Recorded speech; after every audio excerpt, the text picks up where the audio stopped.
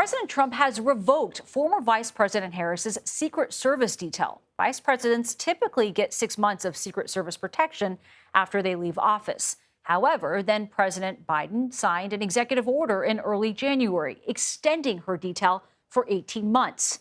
But now, sources tell CBS News the Secret Service ran a threat assessment on Harris.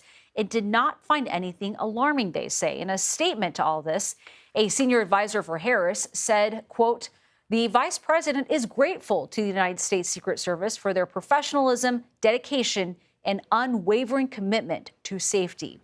CBS News national security contributor Sam Vinograd joins us now with more on this. And Sam, the White House here is saying that they didn't find anything alarming in their threat assessment. But what is your sense of the threat environment against political figures like former Vice President Harris? Well, Nancy, generally speaking, we have seen an explosion in what we call anti-government violent extremism and politically motivated violence.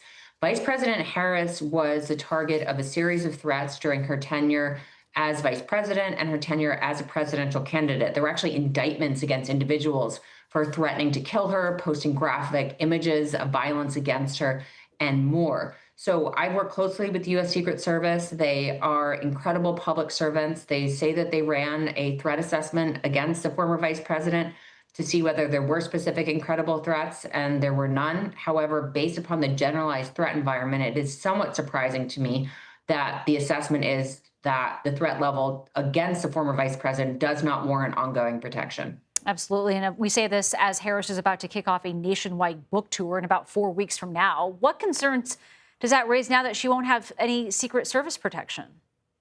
Well, essentially, the former vice president will get private security, but the reality of a book tour is people know where you're going to be.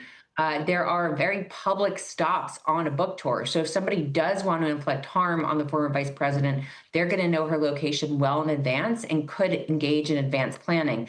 That's why typically when individuals are the sitting vice president or the president, you don't telegraph where you're going to be very far in advance because you want to minimize the time that individuals could have to try to plot bad action.